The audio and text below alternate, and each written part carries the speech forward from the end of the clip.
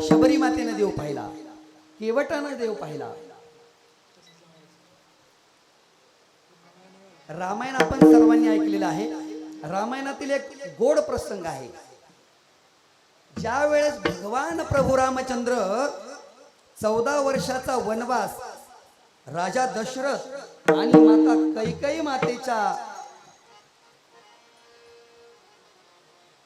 मातेने आणि राजा दशरथाने सांगितलं आणि भगवान परमात्म्याला 14 वर्ष वनवास त्या ठिकाणी सहन करावा लागला. भगवान परमात्म्याने भरजरीत वस्त्र अंगावरची काढून टाकली आणि वल्कल अंगावर धारण केली आणि अशा अवस्थेत प्रभू रामचंद्र वनवासाला जात असताना माता कौशल्याच्या दर्शनासाठी गेलेले आहेत आणि कौशल्या मातेच्या दर्शनासाठी जात असताना कौशल्या माता सांगते, रामा, अरे एखाद्या आईनं आणि एखाद्या बापानं जर आपल्याला जर वनवास सांगितला असेल तर त्यांचं कुठं ऐकायचं असतंय का? नाही, मला वनवासाला जावंच लागेल. प्रभू रामचंद्र बोलतात, माता मला वनवासाला जावंच लागेल. कौशल्य माता सांगते, रामा, मी तुझी मी तुझी आई आहे. या आई या नात्याने मी तुला सांगते, मी तुझी कुणी मावशी नाही, कुणी आत्या नाही की तुला सांगते, मी तुझी आई आहे. रामा, तू वनवासाला जाऊच नको. परंतु भगवान प्रभू रामचंद्र सांगतात की माता, तू जशी मला जन्म देणारी माता आहे तशी मी जन्माला येण्याच्या अगोदर एक माझी माता आहे आणि ती वनवासात राहते आणि वनवासात राहणाऱ्या भाग्यवान मातेचं नाव आहे शबरी माता. दृष्टांत माझा संपलेला आहे. आता मला तुम्ही सांगा, आपण किती वर्ष कीर्तन ऐकतोय? मोठमोठ्या महात्म्यांची कीर्तन ऐकलेली आहेत. असं कधी ऐकलंय का शबरी माता प्रभू रामचंद्रांच्या भेटीसाठी गेलेली आहे? तिला असं म्हणावं लागलं, आश्रमात या कधी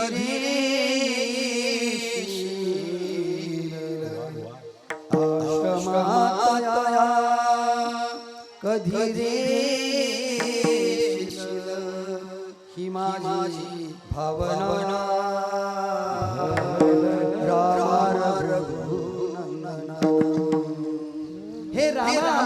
हे श्रीरामा, हे पांडुरंगा, अरे माझ्या आश्रमात कधी येशील? ही शबरी मातेला म्हणावं लागलं. आणि मग भगवान परमात्मा शबरी मातेला भेटण्याकरता स्वतः शबरी मातेकडं येतात. तर तुम्ही परिपूर्ण देवाची भक्ती करा. तुकोबराय सांगतात, जर तुमचा जन्म सार्थक या पदापर्यंत पोहोचायचा जर असेल तर तुम्ही परिपूर्ण देवाची भक्ती करायची. तर तुम्ही जग जिंकायचंय, काळ जिंकायचंय, देव जिंकायचंय आणि शरीर जिंकायचंय. मग परिपूर्ण देव कोणी पाहिला? कान्होपात्रेनं देव पाहिला. महाराज, कान्होपात्रा कोण होती? एका वेश्येची मुलगी कान्होपात्रा होती. त्या कान्होपात्रेला आपली आई कोण आहे हे माहित होतं, परंतु आपले वडील कोण आहेत हे कान्होपात्रेला माहित नव्हतं. बरेच दिवस कान्होपात्रा काही काम करण्यासाठी जर घराच्या बाहेर गेली असताना तिला ऐकायला यायचं की आली पहा, वेश्येची मुलगी आली, आणि वेश्येची मुलगी आली. हे ऐकून ती कंटाळली होती आणि एक दिवस ती चालत चालत आळंदीला ज्ञानोबरायांच्या भेटीसाठी आलेले आहे. धन्य कान्होपात्रा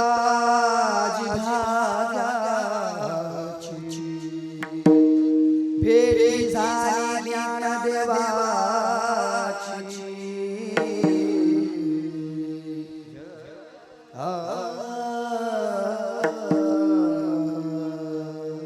धन्य कान्होपात्रा आजी भाग्याची, भेटी झाली ज्ञानदेवाची.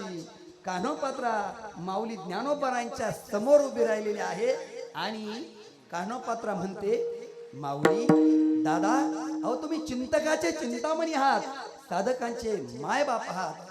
माझं एक छोटस काम आहे, ते माझं काम करा. ज्ञानोबराय सांगतात, ज्ञानोबराय विचारलं, काय काम आहे?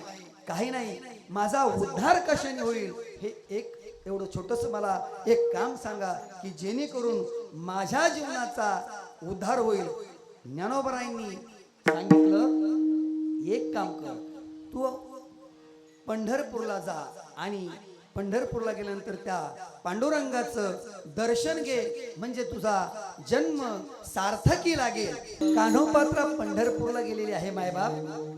पंढरपूरला गेली, दर्शन बारीमध्ये उभी राहिली आणि दर्शन बारीमध्ये उभी राहिली असताना ज्ञानोबाराने सांगितलं त्याप्रमाणे ती दर्शन बारीत उभी राहिली. पांडुरंगाचं रूप आपल्या चित्तात साठवलं आणि चरणावरती दर्शन घेतलं आणि दर्शन घेत असताना कान्होपात्रेनं आपला देह पांडुरंग परमात्म्याच्या चरणी समर्पित केला. तुकोबाराय सांगतात, तुका म्हणे प्राण करा देवासी अर्पण. असं या उक्तीनं कान्होपात्रेनं आपला देह पांडुरंग परमात्म्याच्या चरणावरती समर्पित केला. 5 मिनिट झाले, 10 मिनिट झाले, दर्शन बारी काही पुढे जात नाही. अनेक जण त्या ठिकाणी विचार करू लागले, काय झाले म्हणून दर्शन बारी पुढे जात नाही. तेथील ब्राह्मण जे होते त्यांनी पाहिलं, एक मुलगी आहे आणि ती चरणावरती नतमस्तक झालेली आहे. भगवान परमात्म्याच्या चरणावरती ती नतमस्तक झालेली आहे. तिला असा हात लावला. हात लावल्यानंतर कान्होपात्रा जमिनीवर पडली. जमिनीवर पडली असताना अनेक जणांनी चर्चा केली, कोण मुलगी, कुठून आली. नंतर समजलं की एका विशेषची मुलगी आहे. आता देवाला विटाळ झाला. ही सर्वत्र चर्चा त्या ठिकाणी सुरू झाली. अनेक ब्राह्मण त्या ठिकाणी जमा झाले. त्यामध्ये एक अनंत शास्त्री नावाचे एक विद्वान ब्राह्मण त्या ठिकाणी होते. ते अनंत शास्त्रींनी सांगितलं की तुम्ही आता काहीच करायचं नाही, मी पाहतो या मुलीचं काय करायचं ते. त्या अनंत शास्त्रीने काय केलं, त्या कान्होपात्रेचं प्रेत पांडुरंगाच्या मंदिराच्या गाभाऱ्यामध्ये ठेवलं आणि त्या प्रेताशेजारी स्वतः ते अनंत शास्त्री झोपलेत. आणि अनंत शास्त्री त्या कान्होपात्रेच्या प्रेताशेजारी झोपले असताना बरोबर रात्रीच्या 1 वाजता विटेवरचा अनंत त्या ठिकाणी प्रगट झाला. मायबाप, हे अनंता, हे अनंता, तुझं मी सांगते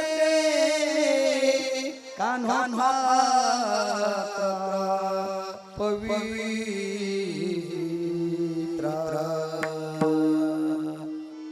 हे अनंता, अरे ही कान्होपात्रा पवित्र आहे आणि हिला मंदिराच्या बाहेर घेऊन जाऊ नको. हिला माझ्या हाताला, माझ्या उजव्या हाताला हिला जागा दे. हिला माझ्या उजव्या हाताला मंदिरामध्ये जागा दे. त्या अनंत शास्त्रींना त्या कान्होपात्रेचं प्रेताला समाधी दिली. मग मला आता तुम्ही सांगा, आम्ही पंढरपूरला जातो. आजपर्यंत लाखोनी लोक पंढरपूरला गेलेले आहेत. त्याच्यातले किती मेलेत पंढरपूरला मंदिरात जाऊन? बरं, लाखो लोक इतर गेले असतील, पण तुमच्या आमच्या सारखे पांढऱ्या कपड्यातले किती गेले असतील? का नाही एखादा मेला आणि का नाही तिथे समाधी भेटली?